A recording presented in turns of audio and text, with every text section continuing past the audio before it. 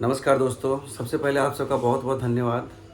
और धन्यवाद इसलिए कि वो सारे लोग जो मेरा वीडियो देखते हैं और मेरे पे भरोसा करते हैं। मैं ऑलरेडी एक एयरलाइन में कार्यरत हूँ as a senior cabin crew, और इससे पहले मैंने एक एयरलाइन में ही as a senior security agent काम करता था। उससे पहले मैंने कमर्शियल में काम किया एयर इंडिया सेट्स में, और उससे पहले मैंने कमर्शियल में ही काम किया लाइव एलिवेशन सर्विसेज में। मैं आपको दोस्तों बता दूं कि लाइव एलिवेशन सर्विसेज में और एयर इंडिया सेट्स में जब मैं काम कर रहा था उस समय मुझे हैंडलिंग करने को एमिरेट्स एयरलाइन मिलता था। उसके बाद मैंने सिक्योरिटी में एयर इंडिया एयरपोर्ट सर्विसेज में ज्वाइन किया 2011 में, और 2015 तक लगभग 4.5 साल मैंने सिक्योरिटी में काम किया as a security staff. As a security agent मैंने ज्वाइन किया था, बाद में मैं प्रमोट होकर सीनियर सिक्योरिटी एजेंट हुआ था आफ्टर 2 ईयर्स। मुद्दा ये नहीं है कि मैं अपने बारे में क्या बता रहा हूँ, मैं आपको सबसे पहले ये बताऊँ कि मैं जो भी वीडियो डिलीवर कर रहा हूँ, ठीक है दोस्तों, इसमें मेरा पर्सनल कोई भी मतलब बेनिफिट नहीं है, ना ही कोई मुनाफा है, ना कोई फ़ायदा है, और ना ही आप मुझे इस वीडियो को बनाने के लिए मेरे को कुछ पे करते हो, या फिर मैं आपसे कोई डिमांड करता हूँ कि आप मुझे इतना पे करो तो मैं आपको किसी जॉब पिटारी या जॉब के बारे में आपको बताऊँगा। दोस्तों, दुख सिर्फ इसी बात का लगता है कि आप इतना मेहनत से अपना ड्यूटी मेंटेन करते हुए, मेरा ऑनलाइन मतलब एयरलाइन में ड्यूटी है, मैं उसको मेंटेन करते हुए घर का काम वाम निपटाने के बाद भी आपके लिए वीडियो परोसता हूँ। इसके लिए पीछे मेरा कितना स्ट्रगल होता है। उसके बावजूद भी इसमें कुछ लोग कमेंट सेक्शन में ऐसा कमेंट कर रहे थे। पिछली अभी वीडियो में भी किसी ने कमेंट किया था कि एलायंस का अपडेट तो आप बताते नहीं हो, हमारे कमेंट को अवॉइड करते हो, और उसका नाम है HD ब्लड लाइफ करके उसमें आ रहा है, HD blood life, HP blood life करके उसका नाम सब्सक्राइबर का है जो मेरे को सब्सक्राइब किया। मैंने उसको हाइड फ्रॉम द चैनल कर दिया। मैंने आज के वीडियो से पहले, कल के वीडियो, परसों के वीडियो, उसके पहले के वीडियो में मैंने पहले ही बता दिया है कि अलायंस का जो जब इंटरव्यू हुआ था, जब रिटन टेस्ट हुआ था, तो उन्होंने 15-20 दिन में मैं आपको बताया था कि रिजल्ट आ जाएगा। जैसे ही उनका अब इंटरव्यू प्रोसेस कंप्लीट हुआ, रिटन प्रोसेस कंप्लीट हुआ, मैंने हर वीडियो में इस बात को बताया, तो उनका बहुत सारा एयरक्राफ्ट टेक्निकल कारण से ग्राउंडेड हो गया। आपने अभी अभी हाल ही में हैदराबाद में और तिरुपति का जो एयरक्राफ्ट है वो भी ग्राउंडेड हो गया। आपने सुना होगा कोलकाता से गुवाहाटी एक फ्लाइट जा रहा था जिसका एक प्रोपेलर बंद हो गया। एयरलाइंस के पास जितना भी एयरक्राफ्ट है वो सब ATR 72-600 है फ्रेंड्स, ठीक है।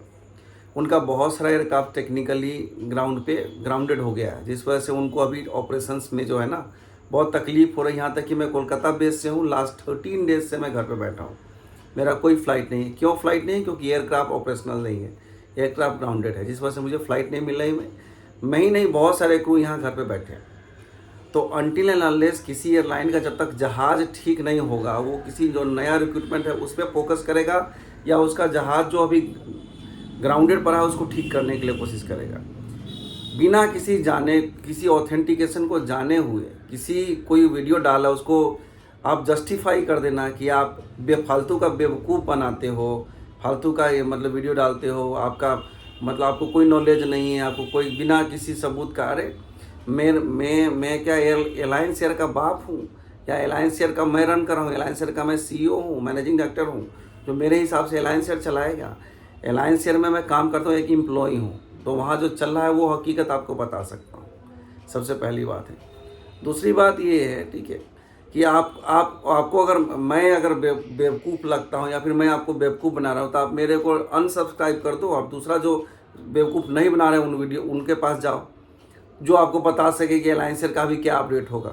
मैं जब एयरलाइन में, जिस एयरलाइन में काम कर रहा हूँ उसका अपडेट मैं आपको खुद ब खुद बता रहा हूँ, तो मैं बेवकूफ़ हो गया, ठीक है। तो जो लोग इंटेलिजेंट है, जो लोग बेवकूफ़ नहीं है, उनके पास प्लीज़ जाइए और उनको पूछिए कि एयरलाइंस का रिजल्ट कब तक होगा। मैंने जो बताया वही हकीकत है, वही होगा। जब तक अनटिल एंड अनलेस उनका सारा एयरक्राफ्ट रेक्टिफाइड नहीं होगा, रिक्रूटमेंट का आगे प्रोसेस वो कंटिन्यू करेंगे ही नहीं। तो हमारा जहाज, हमारा दुकान ही ठीक नहीं है, दुकान का हमारा सामान सब ख़त्म है, तो दुकान में पहले सामान लाएंगे कि दुकान चलाने वाले एम्प्लॉय को रखेंगे पहले? सिंपल सी बात है फ्रेंड। ये वीडियो एक्चुअली मैं इन सब चीज़ों को लेकर बनाया था, लेकिन इसी में किसी कमेंट सेक्शन ने किसी ने बंदे ने पूछा है कि सर अभी जो आपने अडानी का जो इनलाइन स्कीनर्स का बताया था उसके बारे में थोड़ा सा बताइए कि कैसे उसका इंटरव्यू प्रोसेस होता है फ्रेशर्स के लिए, और जो एक्सपीरियंस वाले जिनका ऑलरेडी मतलब कुछ लोगों ने वो भी कमेंट किया था जिनका ऑलरेडी स्किनर एग्जामिनेशन हो गया है, उनका क्या होगा? तो उनको ऑब्वियसली प्रेफरेंस दिया जाएगा, लेकिन 2024-25 का जिसका ग्रेजुएशन कंप्लीट है उसी को अप्लाई करने को मैंने बोला है। और मेरे से गलती हो गई, वो वैकेंसी जो है नवी मुंबई के लिए है। नवी मुंबई में एक नया एयरपोर्ट खुल रहा है जिसमें अभी फ़िलहाल में आकाशा एयर ने भी नवी मुंबई के लिए वैकेंसी निकाला है, केबिन क्रू के लिए और ऑफिसर ओसीसी के लिए। साथ में आपका इंडिगो ने भी आज इंटरव्यू निकाला है उसके लिए। 27 तक लास्ट डेट है। इसका वीडियो मैं कल डिलीवर करूँगा क्योंकि मेरा थोड़ा सा बोलते बोलते गला में थोड़ा सा खराश जैसा लग रहा है। दूसरा ये है आपका, अभी जो अडानी का जो है वो भी इनलाइन स्किनर्स के लिए निकला है। तो क्वेश्चंस जो है फ्रेशर्स जो है, चूँकि जो फ्रेशर्स है उनका ना ही बेसिक एफ से कंप्लीट है, ना ही इनलाइन स्किनर्स कंप्लीट है या फिर स्किनर्स कंप्लीट है। जो एक साल में जो 12 महीने का जो मतलब as a training security skinners लेंगे, उसमें जो सारा ट्रेनिंग होगा तो आपको बेसिक जो फ्रेशर्स होंगे वो बेसिक चीज़ें पूछी जाएगी। सबसे पहला, जैसे किसी भी इंटरव्यू में आप जा रहे हो, एज ए सिक्योरिटी स्टाफ आप ज्वाइन करोगे तो सबसे पहला आपका क्वेश्चन यही होगा कि आप अपने बारे में बताएं। दूसरा क्वेश्चन ये हो सकता है कि आप जिस जगह पे जा रहे हो, जैसे आप जा रहे हो इनलाइन सिक्योरिटी स्किनर्स के लिए, तो आप एविएशन सिक्योरिटी में आ रहे हो तो आपसे पूछा जाएगा कि आपको एविएशन सिक्योरिटी के बारे में क्या पता है, what do you know about aviation security, या फिर व्हाट डू यू नो मतलब व्हाट इज़ एविएशन सिक्योरिटी, ऐसा पूछ सकते हैं। ये क्वेश्चन हो सकता है। इसके बाद पूछेंगे कि आप कुछ सिक्योरिटी मतलब टेररिस्ट ऑर्गेनाइजेशंस के बारे में बताएं। अभी सिक्योरिटी का क्या लूप फॉल्स है इंडिया में, ये पूछ सकते हैं आपसे। अगर लूप फॉल्स इंडिया में है तो उसके लिए हमारा क्या क्या प्रिपरेशन है।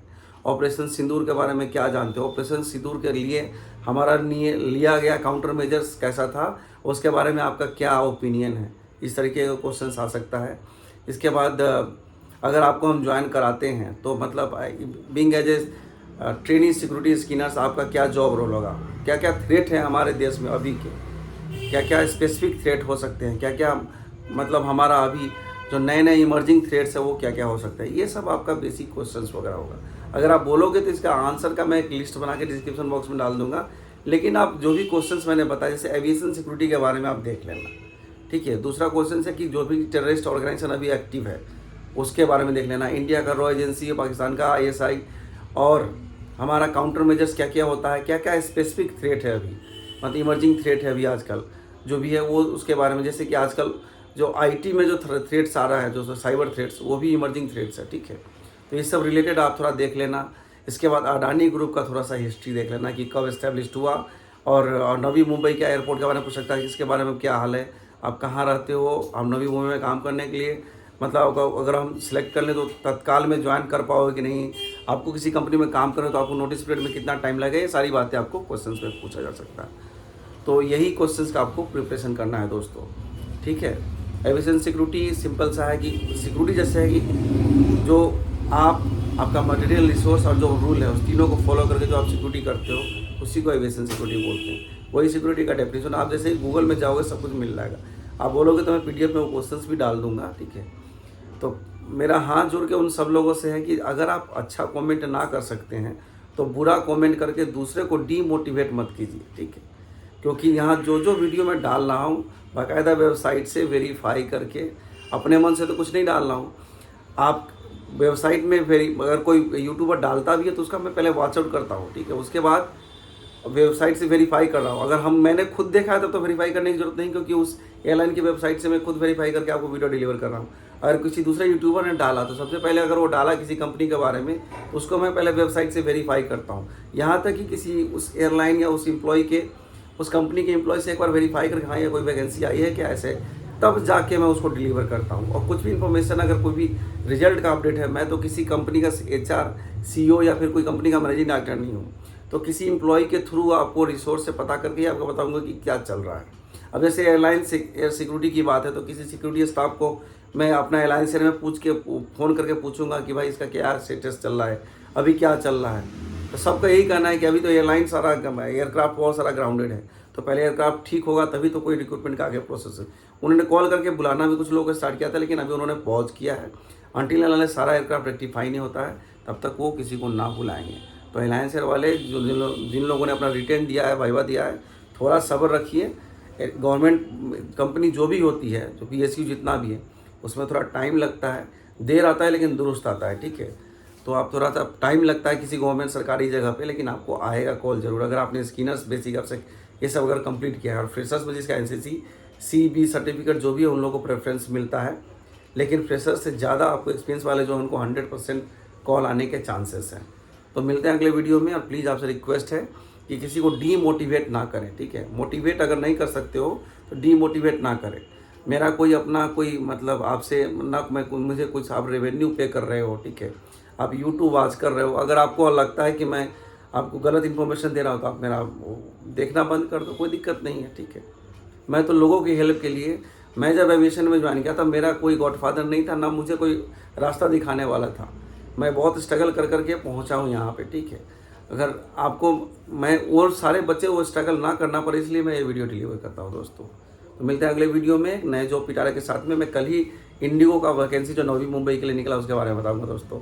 तब तक के लिए आप सबका बहुत बहुत धन्यवाद। नमस्कार, आदाब, सत श्री अकाल, जय हिंद।